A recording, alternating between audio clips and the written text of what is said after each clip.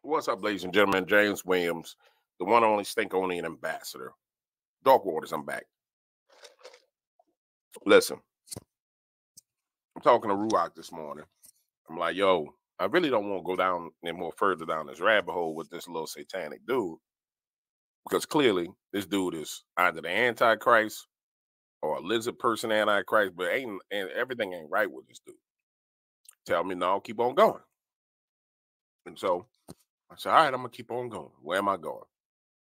And let me tell you something. When I tell you what I ran across or what was given to me, because at this point in time, I want to be clear with y'all. I don't know this information. So for some reason, people think like I'm this savior or you helping the people. Man, I'm going down this rabbit hole. You going down this rabbit hole with me. There's certain things I do know. But this that we going down right now, I ain't know all this. I knew this dude existed. I knew he was a weirdo, but I ain't know this dude was on this type of stuff. I'm gonna keep it real. Like, I knew he said he was going to have an AI Bible and that people didn't have free will.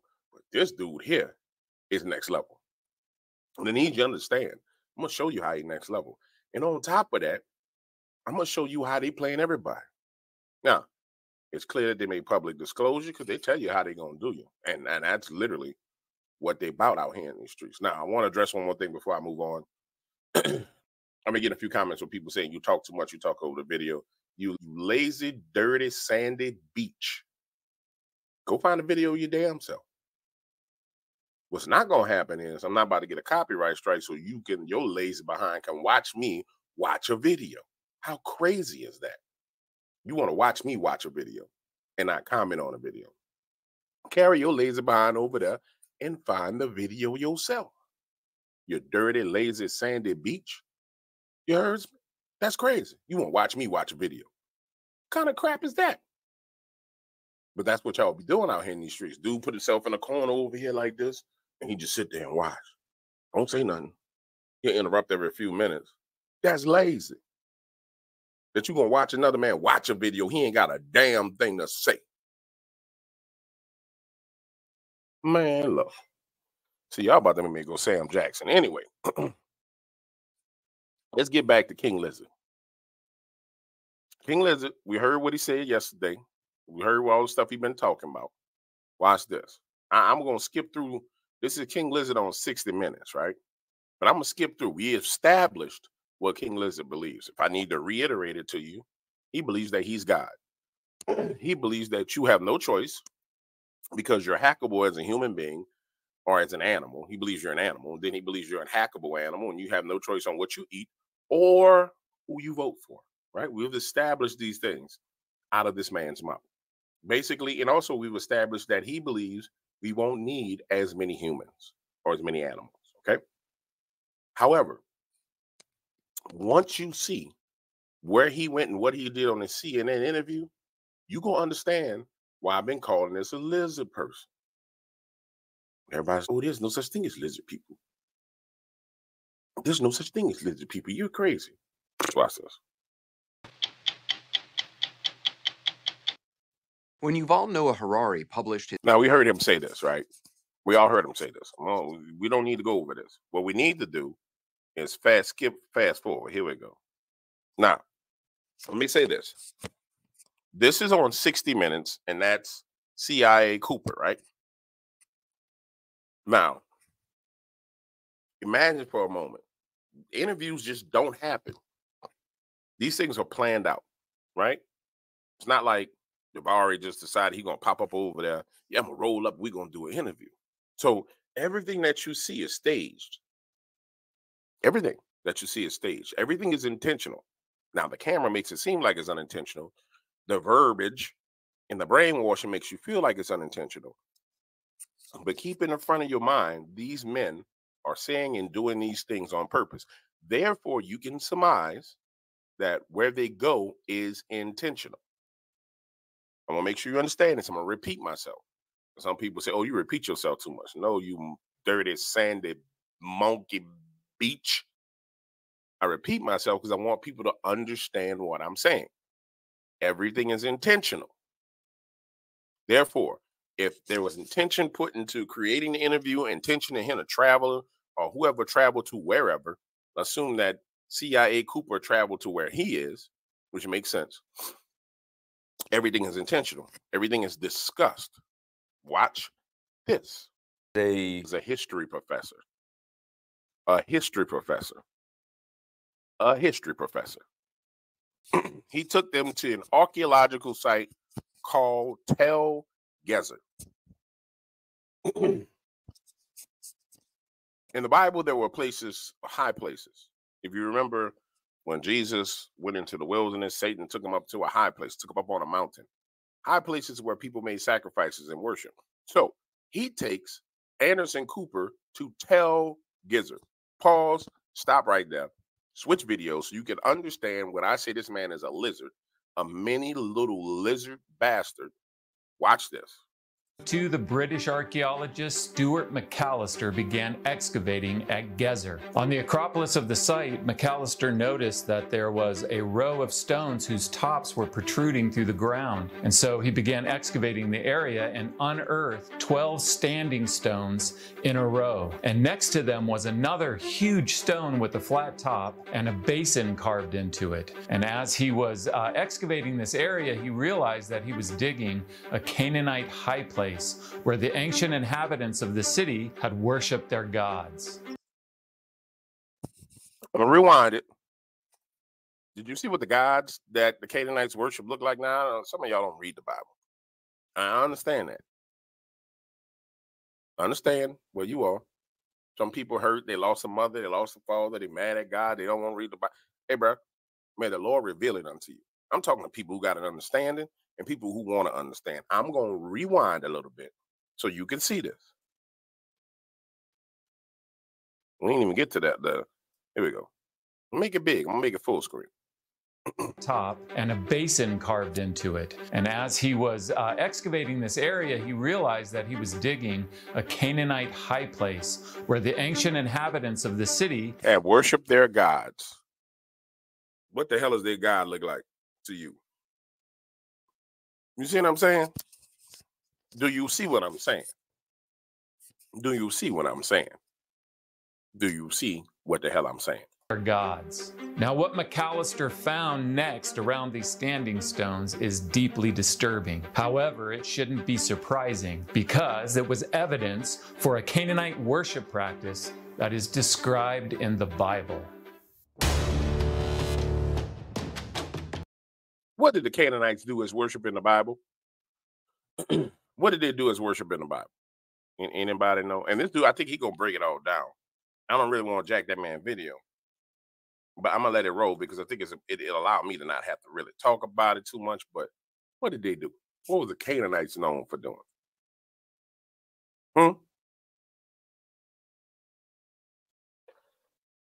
Ain't it funny? When you keep it all in context, Lizard Man, when you go back when he was having an interview with the lizard girl, remember we saw that smile on their face, how they listed out the old people are isolated and the children are isolated as well. Keep everything in context, all of the series of videos. Let's jump back 3-4 videos where we had the weirdo doing like this. And we're studying children, and a child's cry doesn't mean what it means in human children, a bunch of dirty, sandy beaches. By the way, I'm developing new ways of cursing without cursing. I'm telling you right now, a bunch of mother fluffers, low down, dirty mother fluffers is what they are. You heard me? So, for those of you who understand what I'm saying, you understand what I'm saying. Those of you who don't have no understanding, may the Lord reveal it to you. Let me go back to what my man was talking about. Mother fluffers telling me I talk too much. Mother fluff you. Digging a Canaanite high place where the ancient inhabitants of the city had worshipped their gods. Now, what McAllister found next around these standing stones is deeply disturbing. However, it shouldn't be surprising because it was evidence. The city of Gezer is mentioned in the Bible several times and is located in Israel between Tel Aviv and Jerusalem.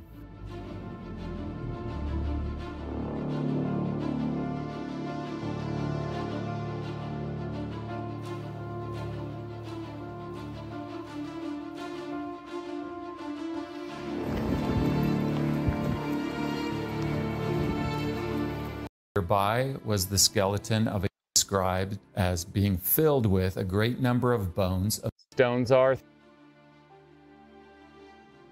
So in his excavation report, McAllister found a pit which he described as being filled with a great number of bones of human beings in a confused heap. And nearby was the skeleton of a young girl who had evidently been sawn asunder. She had been cut in half. And found along with this the skulls of two other girls who had been decapitated. And this could be determined because of the cut marks through the vertebrae. And then McAllister says that all around the feet of the columns, that is the standing stones, McAllister discovered the skeletons of young infants. They were deposited in large jars, and the skeletons showed marks of fire. He started finding all over the place here, around the base of these pillars, jars with burned human babies inside of them. Okay, and this is from his excavation report. You can see the skeletal remains of a bird. But the Stankonia ambassador is crazy. And lizard people don't exist. And this is where this man took him to for the interview. Let me go back. So Harari took him to a Canaanite high place. Anderson Cooper and Harari went to a Canaanite high place and stood where the bodies of the children were. You understand where they stood where the bodies of the children was? The children. As Pastor sit down here. The children. You understand? Live on TV. But when you look at it from an outside perspective, oh, they just did an interview. But they just talking. Took them to a Canaanite high place. Therefore, transported you there as well, who was watching the 60 Minutes interview, took you right to the spot. Told you everything you need to know about what he believed. Disclosed it all to you in front of your mother fluffing face. Bruh. Baby inside of the jar, buried ritually. Not just buried, but buried ritually. Now, how are they buried ritually? They're buried in a place of sacrifice, in a sacred place of worship. In his excavation report, McAllister made a plan of the high place from the perspective of looking straight down on it. And then on this top plan, he marked with the letter J everywhere where he had found these infant jar burials. Look at all the J's, J, see all the J's? Jar burials with not just baby bones in them, burned baby bones in them. Okay, this is about a 6, 7-year-old girl that was cut in half. You can tell, by the way, when they're cut in half. All right, Ruai telling me I'm going to get in trouble for that. But back to what I'm saying. Listen. Maybe this is what this man did. We are facing. This is what this lizard person is telling you. This lizard man is telling you who he is and what he is. You see what I'm saying? And it makes all the sense in the world that he would be a little frail, skinny, 5 foot tall, less than 5 foot tall being that comes up with all these plans. Now, the reason why I'm not playing the sound is because literally we've heard what he had to say. I just wanted to make sure you understood when I call him a lizard person, I do mean it. Now, I don't know what else to tell you, but we're going to move on to the next thing. So I'm coming back with the next thing. And I'm going to tell you, it gets even more freaky. But to set it up, I'm going to say this to you. If you go back and you listen to what he said, in fact, no, we're not going to do that. I'm going to show you this. Remove that. Because that's the one thing about us as people, we got to see it. Because if not, I'm crazy. If we don't see it ourselves, I'm crazy. Watch this. Ideally, you have people forming up opinions and desires and then voting for a government that represents them. But we know it works both ways. the government has enormous power to shape the opinions and desires of the population. And this power only increases today with the new technologies of surveillance, mass surveillance, and social media, and so forth. So when the government the government is not just responsive to the will of the people, it can shape the will of the people. And this really destabilizes the democratic system. Also, an enormous role to play in this. That if the government has too much control over the media, then it's not like people are forming their own independent views about what's happening. We now have the power, or at least not we, but some governments and corporations for the first time in history have the power to basically hack human beings. There is a lot of talk about hacking computers, hacking smartphones, hacking bank accounts, but the big story of our era is the ability to hack human beings. And by this I mean that if you have enough data and you have enough computing power, you can understand people better than they understand themselves, and then you can manipulate them in ways which were previously impossible. And in such a situation, the old democratic system stopped functioning. We need to reinvent democracy for this new era in which humans are now hackable animals. The whole idea that humans have this soul or spirit and they have free will and nobody knows what's happening inside me, so whatever I choose, whether in the election or whether in the supermarket, this is my free will, that's over. All right. I wanted to get to that point. And I want to make sure you understand a couple of things. So the concept of spirituality and humans having spirits. And first of all, let me show you, look on this man's face when he says this. Look at the devotion to the words. You see them eyes? That's sociopath, psychopath eyes. That's John Wayne Gacy eyes. That's Hannibal Lecter looking at you right now. You know what I'm saying? That's who that is. That's Hannibal Lecter looking at you. That's homeboy at the top of the well. It puts the lotion on his skin. It puts the lotion on its skin. Put the lotion on your skin. Put the lotion on your skin. That's what that is. But that ain't what I want. That ain't what I want to talk about. Watch this. So the two things he just mentioned, when you look at them truly, it's a formula for seeing when the lizard people are going to attack. Because he just pointed out the two things that are of interest to him. And the two things that he has to prove to us animals, we no longer have control over. The first thing was your elections. The second thing was your food. So if I'm a general watching intel videos on my enemy, and I'm looking at him, and I'm watching what he say, because I know this mother fluff was my enemy. Ain't no doubt in my mind this mother fluff was my enemy.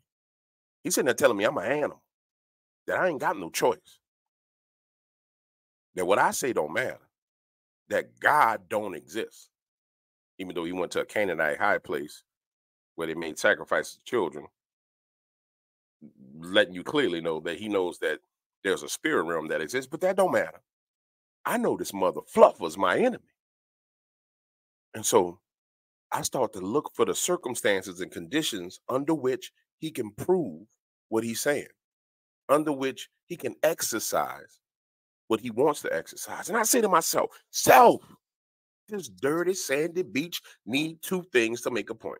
The dirty sandy beach need an election, and the dirty sandy beach needs something that has to do with my food. Oh my goodness. Is there one of those things coming up soon? 2000 November? Yeah, they got one of those coming. So we know that's coming. Then I started looking for the other thing. Oh boy, when you find the other thing. Oh boy. All right, matter of fact, I'm coming right back with the other thing. I'll be right back. Don't worry about it. I got